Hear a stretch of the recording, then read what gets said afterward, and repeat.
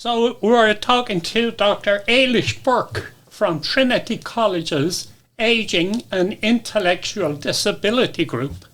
Eilish, you're very welcome to the show. Thanks very much, John. And thank you for coming on.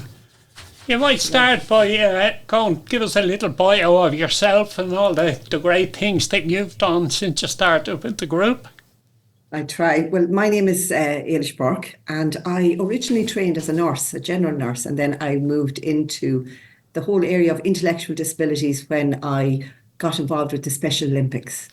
And from that, then I went on and I did my training as an intellectual disability nurse. And I've been in ID nursing now since 1990, so the year and dot, as you might say. Yes. I worked within the services, and then I moved into education and I moved into research. And around 2007, 2008, I was in education and I met Professor Mary McCarran, who was starting a longitudinal study on ageing and intellectual disability. And that's where I got my interest from research. And then I joined what is the intellectual disability supplement to the Irish longitudinal study on ageing. So it's IDS tilde. I think a lot of people might have heard of tilde. We're like the baby arm of tilde. We're the intellectual disability supplement. So the IDS tilde is a study that it's very unique insofar as it is the only one, as far as we're aware, in the world that is investigating the health and well-being of people with intellectual disability as they age. So I've been involved now for quite a number of years. I did my PhD here in Trinity through the IDS tilde study, and my own area of research and interest was health assessment, particularly in the musculoskeletal health and osteoporosis and bone health. So that's the kind of area that I investigate myself, and I still do. And I'm now a lecturer here in Trinity, and I started a postgraduate master's programme, and I've educated a number of master's students, which is fantastic because it's all underpinned by the research we're doing, which makes it really valid for transfer into practice, all to improve the lives of people with intellectual disability.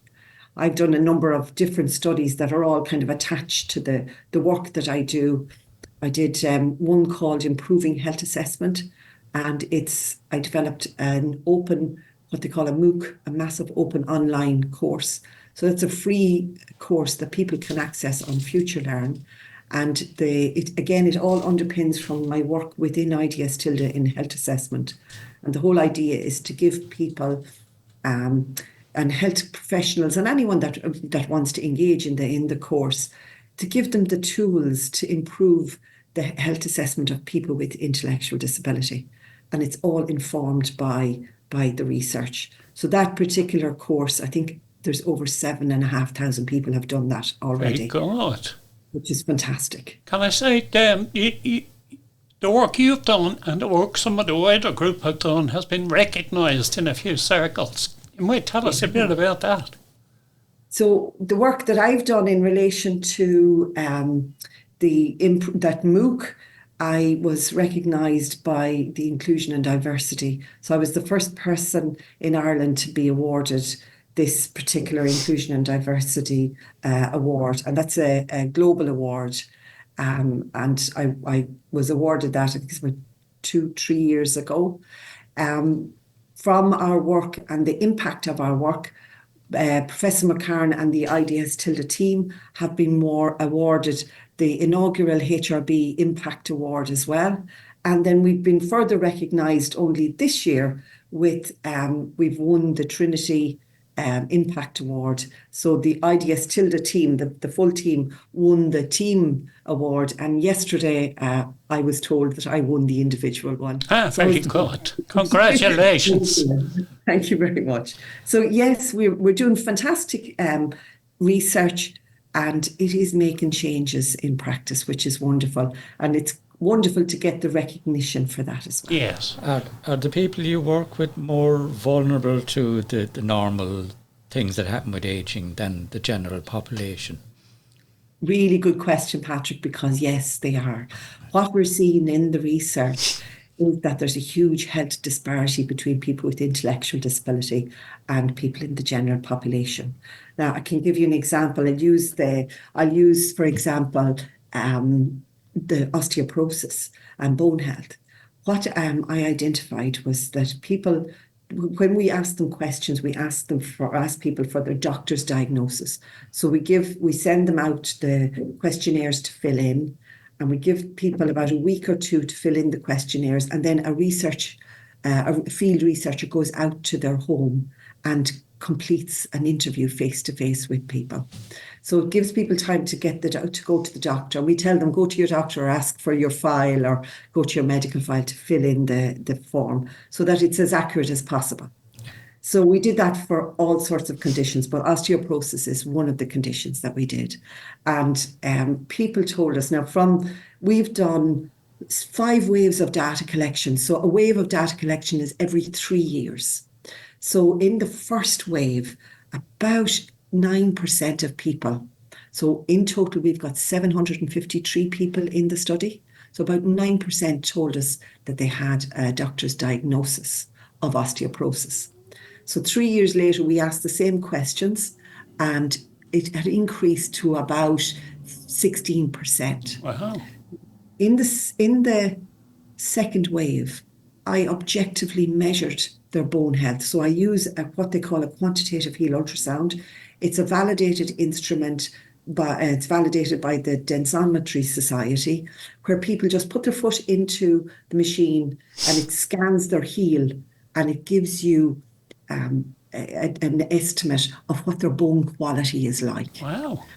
So remember the figure, 16% of people said they had osteoporosis. So when I scanned people, I identified 33% of people with osteoporosis and a further 30% with osteopenia. So you're looking at nearly 65 to 70% of people with poor bone health compared to what they have been diagnosed with by the doctor. Sorry, just to jump in, is that the same people you're talking about in both studies? That's the same people. Okay. The exact same That's people. startling.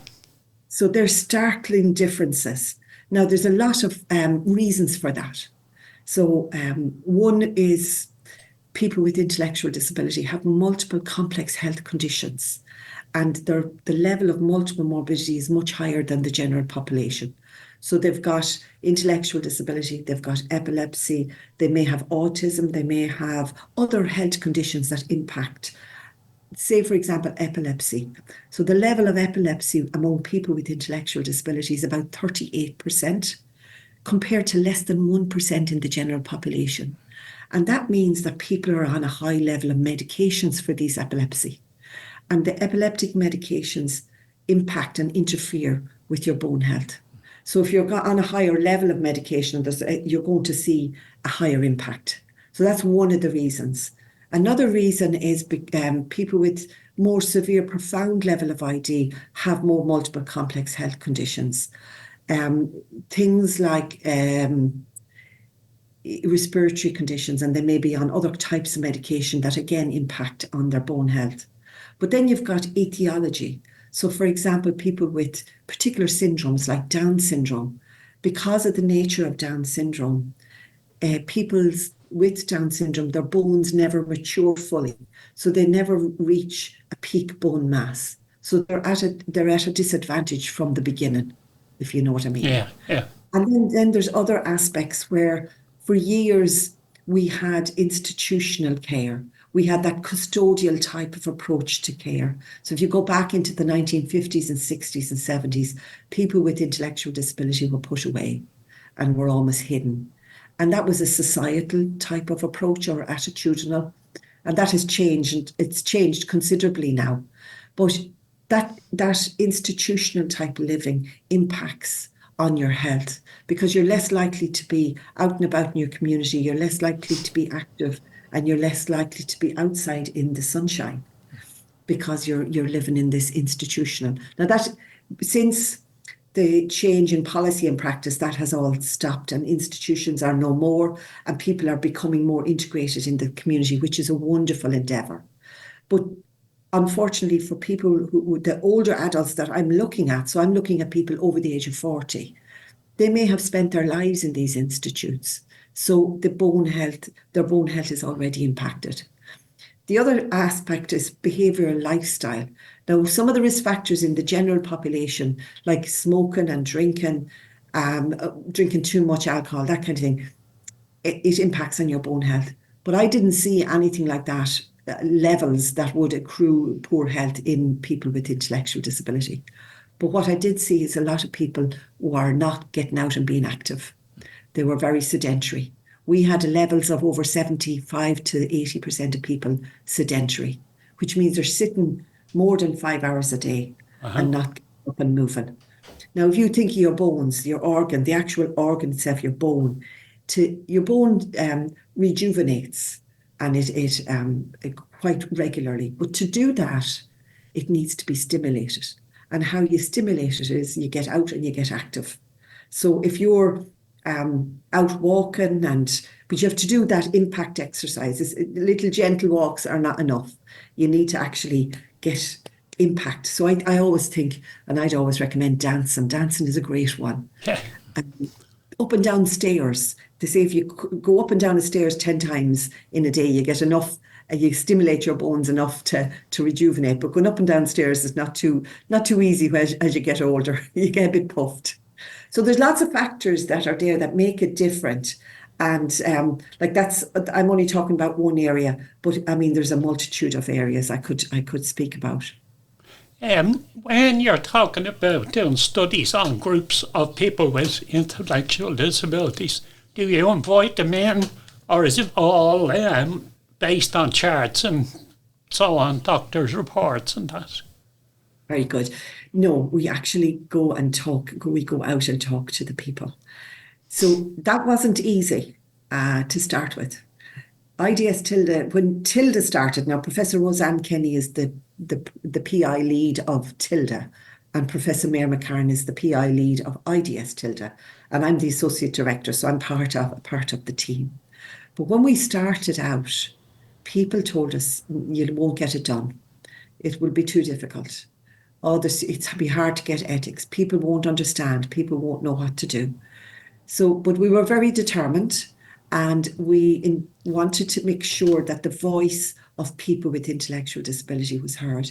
Because as I said, this is the first time people with intellectual disability are involved in a longitudinal study that's directly comparative to the general population study. So we put a lot of work into firstly promoting the study. We ran a photographic competition, and we got people to send in photographs of what they thought ageing was.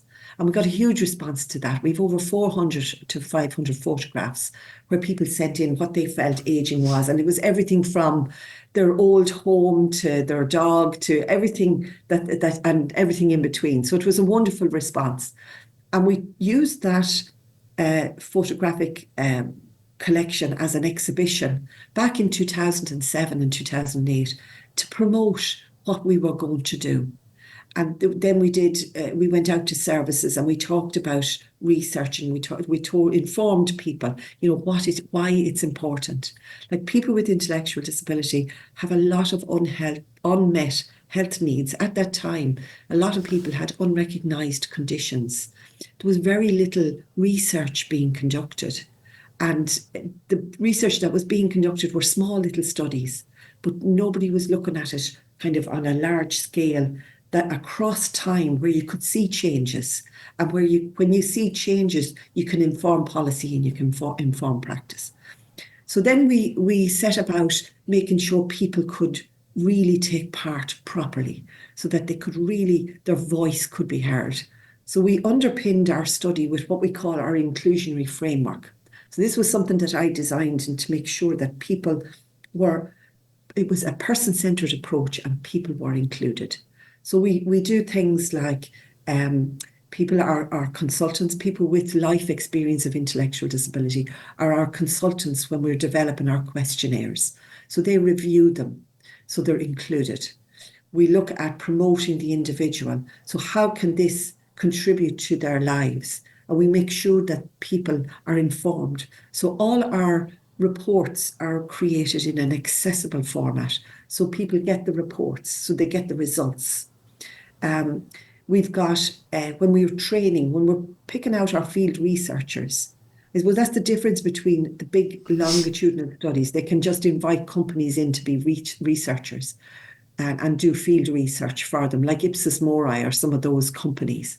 Whereas we have to be very careful in who we choose. We want field researchers who have experience with people with intellectual disability, working directly with them so that they're able to communicate well with them.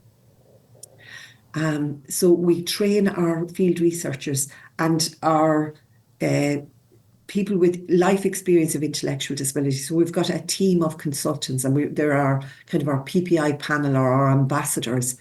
They come into our training and they work directly with the field researchers in how you should ask questions, how you would get consent from somebody, and how would you engage and speak with that person to suit the individual. So that all increases the accessibility for people with intellectual disability.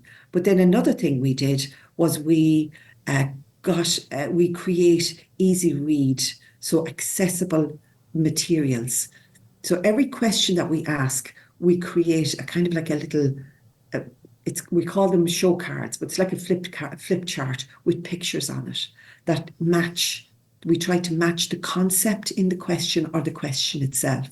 So when people, if you ask them the question and they have difficulty understanding the question, we show them the pictures to help them understand it further. So then the other aspect then is the objective measures that we did. And I designed the health assessment, and I did pilot studies, and I worked a lot with services to make sure that I had the appropriate reasonable adjustments so that people could engage in the assessments. So say, for example, when you're doing that foot assessment, you have to put a bare foot into the machine. But before you can do that, you have to put on a conductive solution. It's called isopropanol. And isopropanol is 70% alcohol. Now, that was my first time coming across the solution itself. Everybody is aware of it now because during COVID, we all did hand sanitizing. And you remember that smelly stuff? It's the same as that smelly stuff. So you have to put that on the heel, and then they put their heel into the machine. But that's 70% alcohol, so it never comes up to room temperature. It's always really cold. So if you spray that directly onto someone's foot, they can get a shock. So I made a reasonable adjustment by spraying it into my hand first and applying it from my hand. And because the first time I did it, I sprayed it and the person jumped and said, "Oh my God, that's really cold." And I said, "Oh God, I have to do something like that or everybody is going to be jumping and they won't do it." Yeah. So I put it into my hand and I use my own hand then to apply the solution onto the heel, and it works very well. So that's a small, reasonable adjustment. Or it's like when people are going to get their height measured, I have a particular way of helping people to stand on to the standometer. Because what I found when I started off first, people were facing into the standometer and catching it. And it's only a little plastic thing. Yeah. So, but the little plastic thing costs €400. Wow. So I didn't want it broken. So I have a way of getting people to step into it rather than facing it. I get them to turn around and look at me and hold my hands, and I mimic. So I use a lot of modeling. So people model what I'm doing. So they're just reasonable adjustments. And that was to make sure people could really take part. So yes, we go out to people. We do offer a variety of different interviews. When we're doing that face-to-face interview, we let people, if they can answer it themselves, they're very free to answer all the questions that they wish to answer. They always have choice and they can always stop at any time. But we also offer 2 other styles of interview. So we get people to do, if they want to have somebody with them, a supported interview. So they could have maybe their key worker or their family member or someone that they feel comfortable with. I always found those interviews really fantastic because when they've got somebody with them, they can be a little bit more relaxed. Of course. And you get the best out of people. Yeah. And then the last style of interview that we offer is proxy. And proxy it's somebody answering on your behalf. Yeah. So we do say that a proxy has to be a family member who knows the person really well, or if it's a key worker, they have to have worked directly with the person a minimum of 6 months, preferably longer, so that they know the person.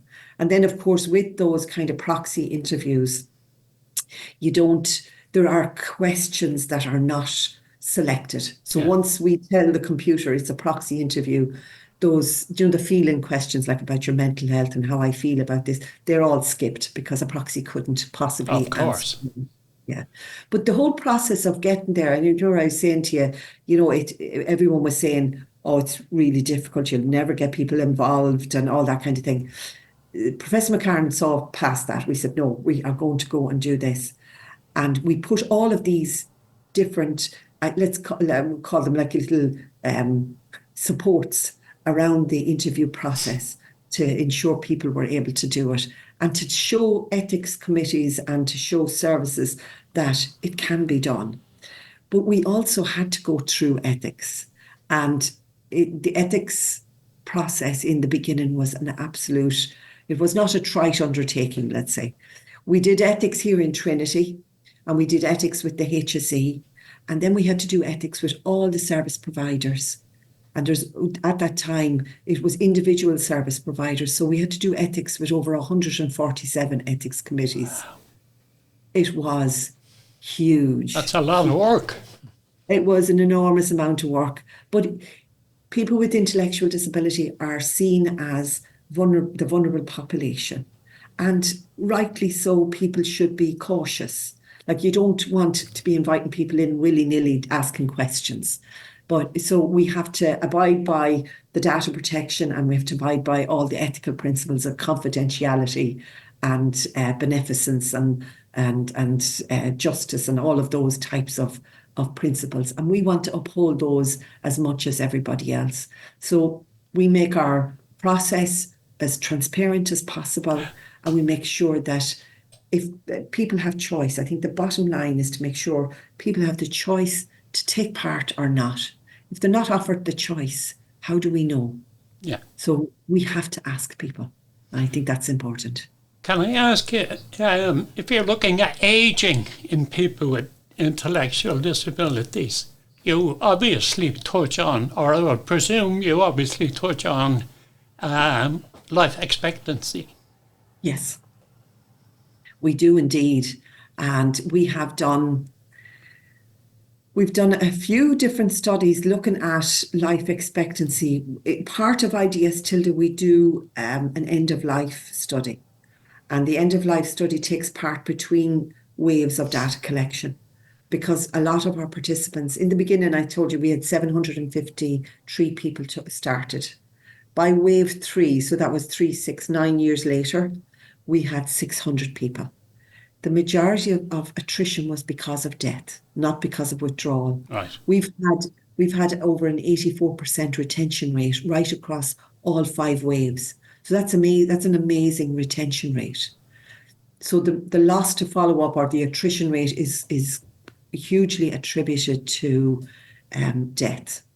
So we knew that people were dying earlier, but we wanted to have a look at it and see. So what we did is Professor McCarran worked with the National Intellectual Disability Database. That's where we sampled our sample for our study initially. It was a random sample selected from the database. So we looked at the database. We looked at the deaths, because the database, people are registered to the database so that they're in receipt of services. So that's how we accessed people initially. So you have to be registered on this database if you want to be in receipt of intellectual disability services. So it does mean that there's a lot of people, maybe borderline or very mild level of ID, who are not registered. So that is a bit of a limitation.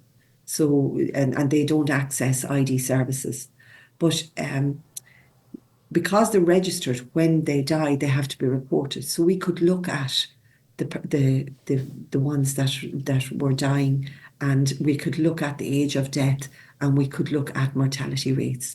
And what we identified was that on average, people are dying about 20 years earlier than the general population. Wow. quite substantial. So the That's a mortality, startling figure. a startling difference. And what was interesting about that was it affects women more so than men. So the levels were higher in women than men. And there was a further, we published that in 2015. And a group in the north of Ireland, Anne Doyle and Roy McConkie, that group, they replicated the study 5 years later in 2020, and things haven't changed. Right. There's still a 20 years gap. Despite all the supports and despite all the changes and things. So the idea is till the data is contributing to the picture of what is happening to people. Why is people's health so different? And what we're seeing is people are, let's say, for example, oral health. That's one area that really impacts on your overall health. And we've got that we work with the dental hospital, and Professor Caoimhín McGillivorick is a special care dentist with a very special interest in this whole area of oral health and intellectual disability. And what he identified was that a huge majority of people were edentulous, so they had no teeth. Oh. In comparison to the general population. So we've got something like 20 or 30% with no teeth in comparison to about 15 or 16% in the general population. But where the big difference happens is the restorative treatment or dentures or implants. About 70% of people with intellectual disability didn't have any kind of restorative treatment, whereas it's only about 5% in the general population. Wow. So people are, but yet 90% of people were going to their dentist every year at least.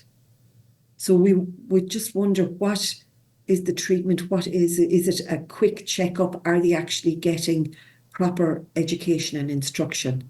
Now, Professor McGillivorick felt it was the educational end, because he said people weren't able to brush their teeth properly. So he actually created a whole program online for people to go in and learn how to brush their teeth. It's called Brush My Teeth, but but that's one small change that can be made.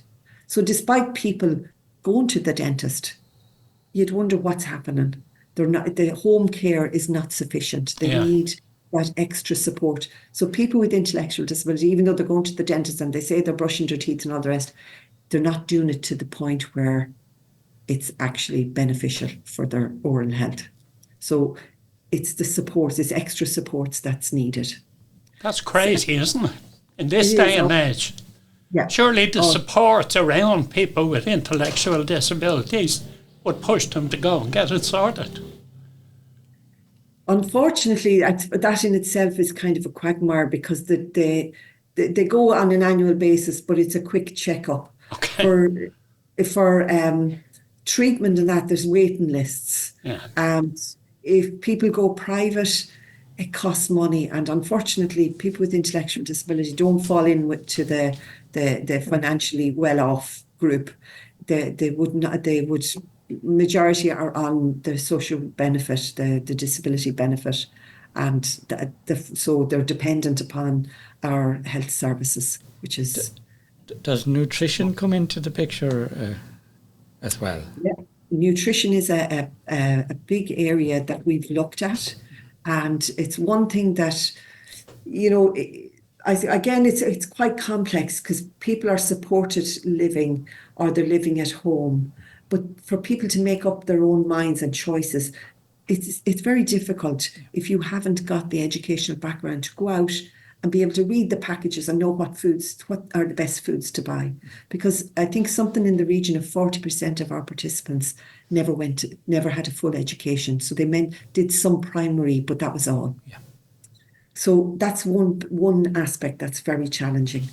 When we looked at the food that people were eating, and we looked at it, I have a PhD student who's just graduated. She's just done her Viva, so she's now graduated. She looked at the food pyramid and the patterns of food people were eating. And like the bottom is the wide end of the triangle is where you should be eating lots of fruit and veg. Yeah. And unfortunately, That was the poorer end of things. Whereas the top end of the triangle, where you should have a very small amount dip into chocolates and sweets, and that was where the majority of people were. They were eating junk food, a lot of. So you got a lot of imbalance. Yeah. And then you've got, like finance impacts on what you can afford to buy. If you can only afford, say, like poor cuts of meat, let's say, do you know how to cook those? Do you know how, or the cheaper cuts of meat? You need to cook them well, and there's a way of doing it to get the best out and to make them nice and tasty. But have you ever been taught how to cook? If you haven't, well, then you're up against challenges. And then you've got maybe support carers who themselves might not be able to cook as well. So there's lots of other factors involved in the whole nutritional end. Eilish, fortunately our time is up, and we'd like to say a massive thank you for coming on. Thank you so much for inviting me, and thank you, Patrick. I've enjoyed chatting to you, and if you want anything else, or if you want to know any more, or any of your listeners want to know anything else, tell them not to hesitate to contact us. We have the website, the TCAID website, or the IDS Tilda website, and there's contacts there. I think we've got a kind of a generalist email that people can dip into. Great. But we're always open to inviting people in and to meet us and to talk to any groups. I'd be delighted. Thank you so much. Thank you.